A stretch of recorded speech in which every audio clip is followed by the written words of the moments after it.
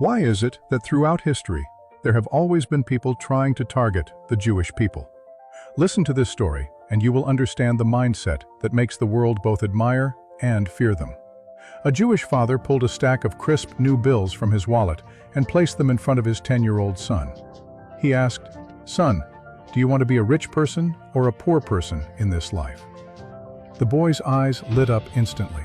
Without hesitation, he replied, "I want to be rich." The father smiled and pushed the money toward the boy. "This $1,000 is your allowance. Now, how do you plan to spend it?" "I'm going to buy the newest game console first thing. Then I'll buy snacks, comics, and do everything I want," the boy answered excitedly. The father shook his head gently. "Have you ever wondered why, with the same allowance, some children save up to do great things, while others blow it all by the first week and have to borrow money to survive?" He walked into his study and brought out 5 ceramic jars, each labeled and lined up on the table. "If you plan your money like that, you will never be truly wealthy," the father told his son. The poor mindset is driven by desire, spending everything you have. The rich mindset is about finding the right place for every cent, making money your helper. Today, I'm going to teach you how to manage it. The father picked up the first jar, labeled God's Gift. He solemnly placed $100 inside. This 10% belongs to the divine. Jewish tradition has always included tithing, giving back 10% of income as an expression of gratitude. This reverence and gratitude are what eventually bring favor and blessings. Next, he put $100 into the second jar, labeled Donations and Helping Others. This 10% is to help people in trouble. Lending a hand when others are in need doesn't just warm their hearts, it builds invisible merit and a network of valuable connections. This invisible wealth will bring you unexpected rewards in the future. Then, he placed $300 into the third jar, labeled Emergency Savings. This 30% is the cornerstone of your wealth. No matter how little you earn in the future, even if it's just $1, you must maintain the habit of saving 30%.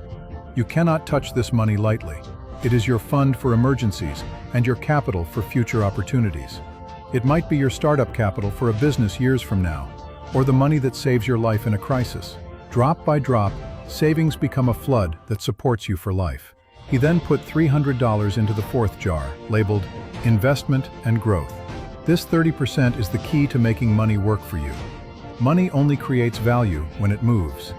Many kids get their allowance on Monday and are broke by Friday, stuck at home for the weekend. You can lend this money to classmates who need it, but not for free.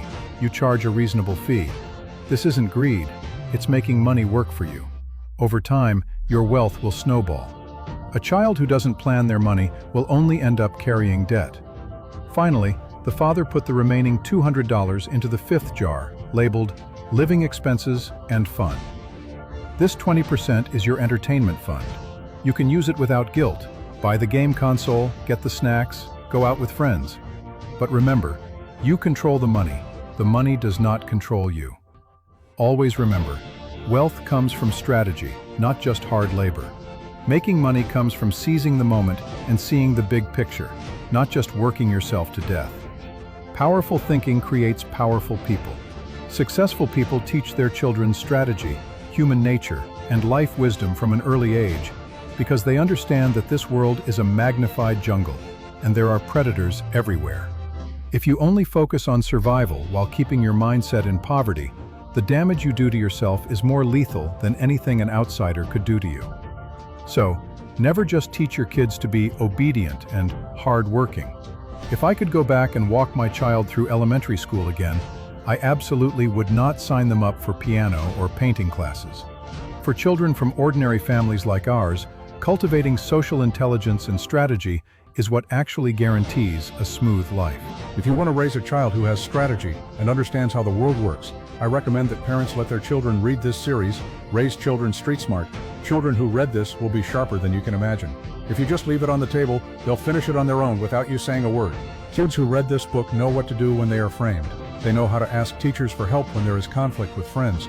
They understand how to use other people's strengths to get things done. This series uses comics to teach life lessons and boost EQ. The stories and wisdom inside are enough to support them all the way through university. These are the life truths that most kids only learn after tripping up and getting hurt. Every chapter is a comic story that kids actually love to read. Let your child learn street smarts through comics. Don't wait until they fall down to teach them these lessons. Click the orange shopping cart below to check out this set.